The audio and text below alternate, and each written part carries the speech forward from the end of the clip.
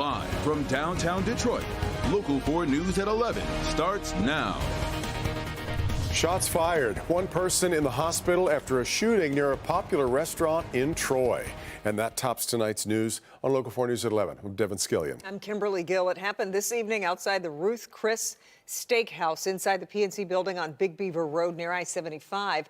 Pamela Osborne joins us live. Pamela, that area is typically full with restaurant goers during the evening rush.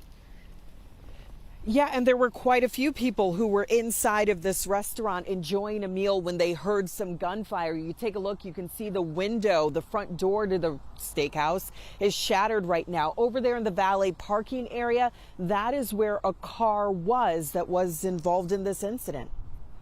Heard some pops and I didn't really think much of it.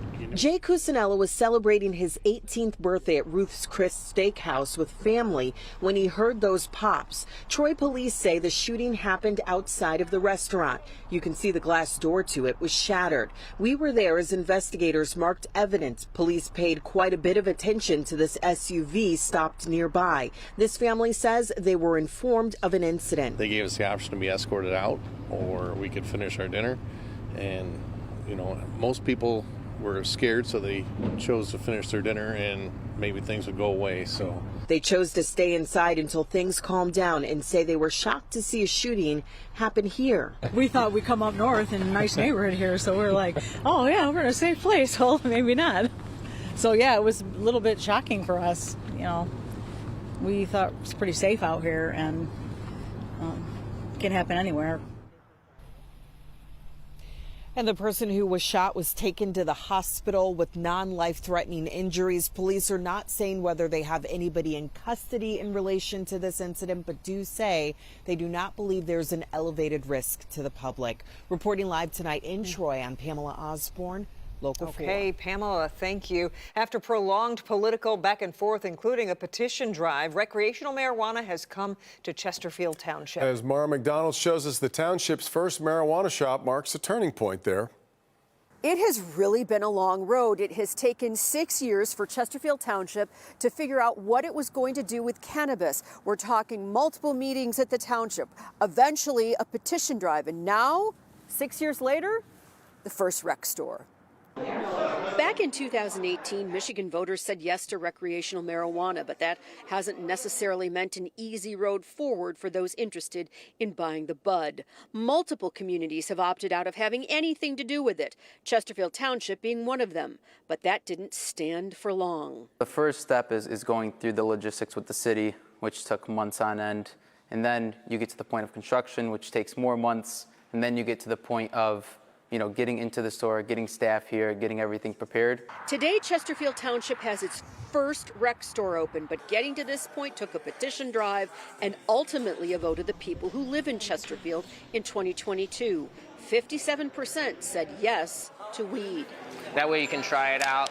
If you don't love it, we got other options for you.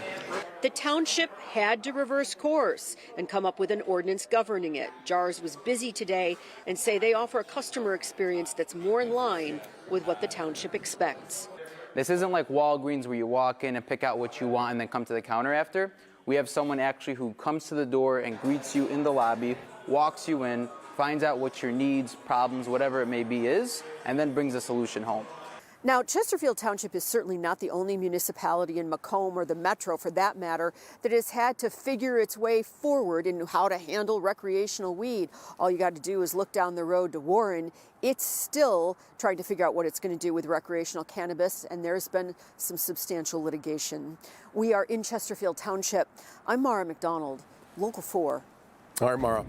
We are getting a look tonight at the Metro Detroit student arrested in connection to a deadly shooting in a Colorado dorm room. Police took 25-year-old Nicholas Jordan from Detroit into custody this morning.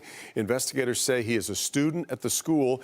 The shooting happened Friday night at the University of Colorado's campus in Colorado Springs. 2 people were found shot to death inside the dorm. Jordan faces 2 counts of first-degree murder. Investigators say it was not a random attack, that the shooter and victims knew each other. Dearborn police are asking for witnesses and possible victims to come forward after a man is arrested for a series of disturbing sexual acts inside a Target.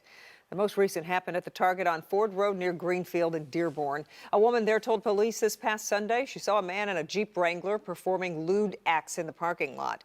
Upon arresting Stephen Simmons, videos were found on his phone showing him inside the store following women through the aisles of Target and performing sexual acts near them without their knowledge. He faces several charges, including indecent exposure. Dearborn police are asking anyone who believes they may be a victim of his actions to contact them directly or call 1-800-SPEAK-UP. An Auburn Hills woman and her little girl have been found safe after a search of about 2 weeks. Police initially told us Amanda Prowse-Smith assaulted a family member and ran off with her child on February 2nd. Prowse-Smith is said to have a long history of mental illness, is not stable enough to care for a child, according to police. Well, on Saturday, they got a tip that mother and child were in a laundromat in Warren. Mom was arrested by Auburn Hills police. The little girl has been placed in the care of Child Protective Services. Early voting continues across the state ahead of next week's presidential primary. The Secretary of State says more than 6,500 Michigan voters cast ballots on Saturday in the presidential primary election. Proposal 2 made it mandatory to hold at least 9 days of early in-person voting for statewide and federal elections. The current early voting period lasts through this coming Sunday, the 25th. Primary election day itself is Tuesday, the 27th. Be aware that your early voting precinct is likely to be different from your normal election day voting location. For example, one of our producers today entered his address into the Secretary of State's voting website. He was first shown his normal election day voting location, which in this case happens to be Edmondson Elementary in Madison Heights. But then below on that same page, there were these two options for early voting, one in Royal Oak, the other in Waterford. We've put a link at clickondetroit.com to help you find where to go. Just search early voting in the search box. You'll find it's the second story on the list.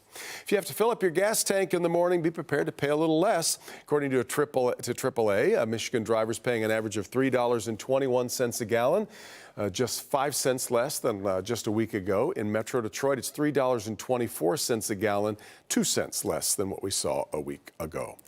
Big mystery unfolding tonight in Corktown. Our cameras captured the date 6/6/24 being projected on the old Michigan Central train station there. It's unclear what the date means. We've reached out to Ford Motor Company for an explanation. All they would say is they'll have an announcement in the very near future. That's fun, speculate. right? Yeah, I like it. Really looks nice. All right, let's get a check of the forecast on a chilly night across Metro Detroit. Live look at our sky cam pointing at the Detroit riverfront. Kim Adams with the forewarned forecast. Hey, Kim. Hey, Devin and Kimberly. Well, it's a beautiful night. We've got mainly clear skies, but because we don't have any clouds to blanket us, our temperatures have taken a pretty dramatic drop here. Just within the last few hours, we've dropped by about 10 degrees. It's only 29 now in Detroit, 27 in Howell, upper 20s in Pontiac, and 28 in Adrian. Ann Arbor checks in at 26 degrees. Otherwise, the rest of Metro Detroit, for the most part, in the upper 20s to right around 30 degrees. We'll get down to about 24 in the city and low 20s for the rest of Metro Detroit. So as you send the kids off to the bus stop tomorrow morning, it will be cold if they have school this week. Some do, some don't. 24 degrees with a chilly morning tomorrow, mid-40s, mostly sunny skies by the afternoon. And we're not done there. Take a look at our temperature trend.